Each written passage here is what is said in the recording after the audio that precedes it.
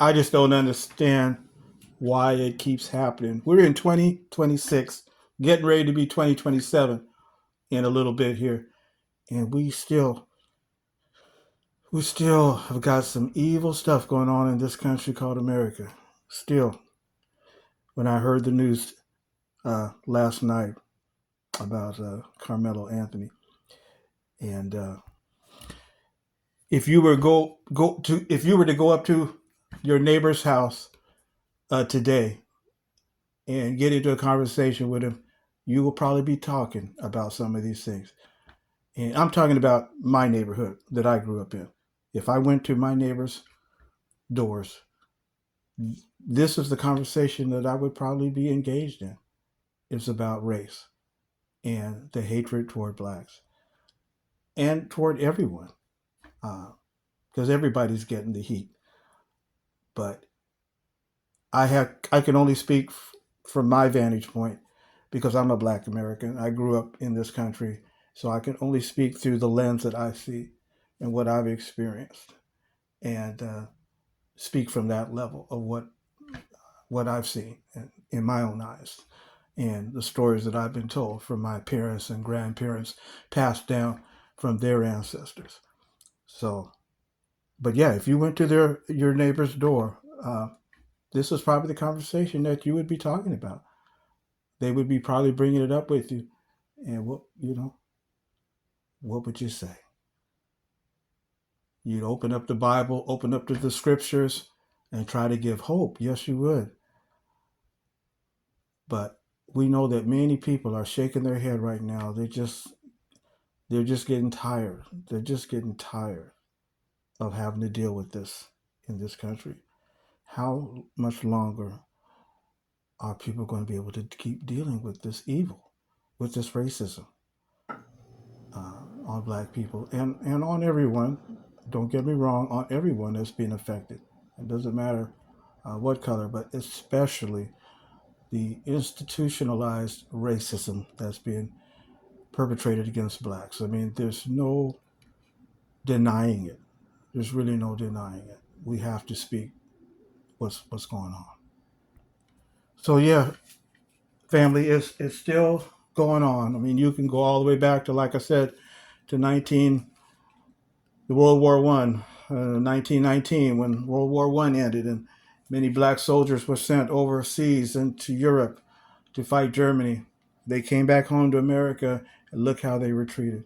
Now, I am neutral. I don't get involved in war. I don't believe in war, but I'm just saying because I had some in my family who were drafted in World War One, and some were sent over there. And fortunately, they were able to come. Many families, ancestors were able to come back to America. But look how they were treated when they came back. They treated them like dogs. Some were even killed in race riots, like in New York City, Galveston, Texas, um, North Carolina, Mississippi. There were several different race riots after World War One involving soldiers, even in Tulsa as well. So yeah, it's make no mistake about it. It's for real. People are getting so tired of having to deal with.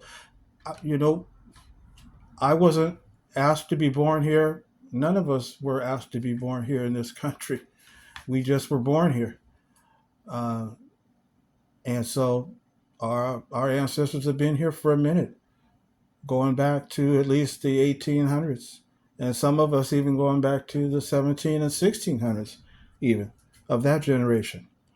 And so many of our families have been here for a minute, but our names, my name, my last name is not my real family name that was in Africa. Some of my friends, European friends and others, some of them can go back quite a ways in their family history and they can speak about their family names, the Phillips, the Johnsons, the Kennedys, the Laniers, uh, the Monroes, the Eskridges. It goes on and on and on. Many of them can go all the way back even into Britain. into the England, into 1600s, 1500s, even some go back to speak in some of their family names in France and Germany and how they migrated over here. But many of my family relatives, many of us, we can't do that. But my last name came from a white slave overseer who was on a plantation in Mississippi, in Duck Hill, Mississippi. That's where our family name came from. My great grandfather took that name off of that man. So many of us don't know our real names, our real family names. So it's been bad. And so we fast forward to after slavery. Well, then we have Jim Crow, and we've been dealing with that and all that, and the criminal justice system and the prison system after the Civil War ended. Many were being arrested and put on the chain gang, put into the prison system. And that's still going on even up to this day. That's another form of slavery. They don't call it quote unquote slavery, but it's a form of it. When you get arrested or even falsely arrested, how many people have been freed from prison because their case was overturned because they were able to do DNA, prove their innocence, or some witness came forward. They finally got a new trial, got new evidence. They were able to be free. Or they found out that their case had been falsified, false evidence had been planted on them. They were able to overturn it, got their innocence, and they were able to be released. But yeah, we had Jim Crow, segregation, and so now we're into World War II, we're into the Korean War, the 40s, the 50s, and we've been fighting battles left and right. People, my grandparents and great grandparents and my parents, we've been fighting battles left and right. And your grandparents and great grandparents and aunts and uncles too. Many a family that I know in my neighborhood and in yours too that have been dealing with this for a long, long time in this country called America.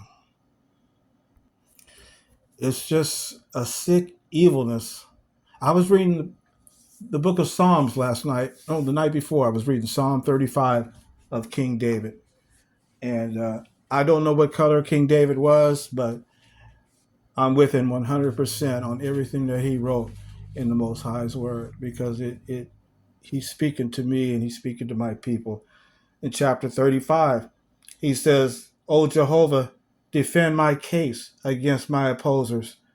Fight against those who fight against me. May those who are hunting for my life be put to shame and humiliated. May those who are plotting to destroy me retreat in disgrace." And he goes on and speaks more about these things. And it was a real serious thing to David. He was running for his life each and every day, almost of his life.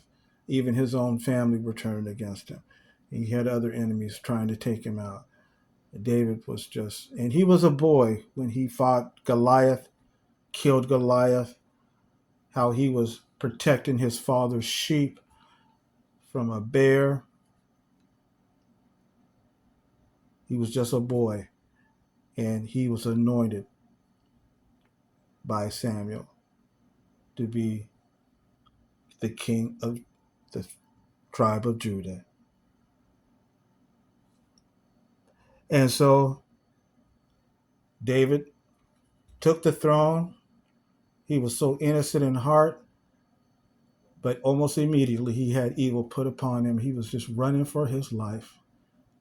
And then he finally became an old man. We know he made a few mistakes along the way with Bathsheba, but he repented of his sins, and Jehovah the Most High forgave him.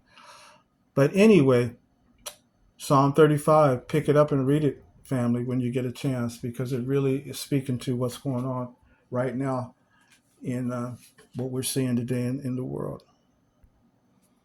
Before I conclude here, I don't want to keep you long, family.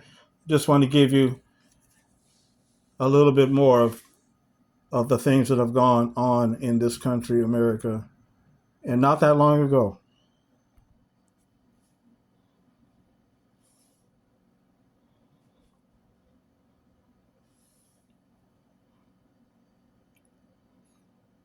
It was sick.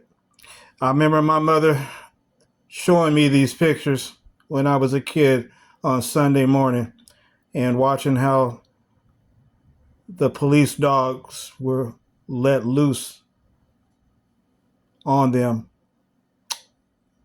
on black citizens, and water hoses put on them as well. And I know that many of you remember seeing that on TV live as well back in that day. So that was what was going on then. So yeah, there's been a lot of things that have gone on in this country, family. We had Emmett Till. We had so many things going on. So many things going on.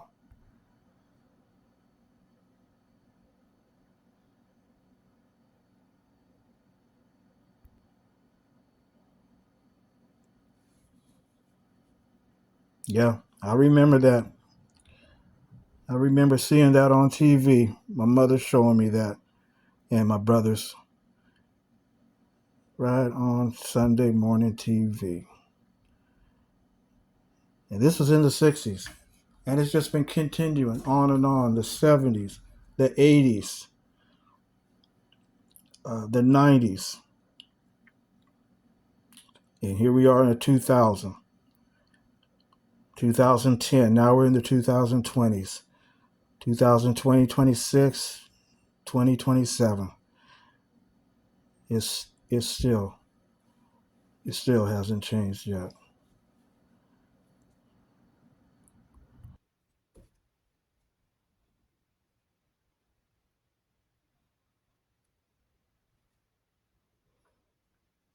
You remember this, family?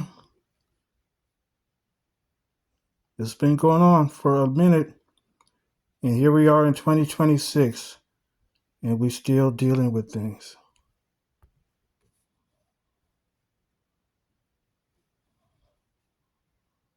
Let's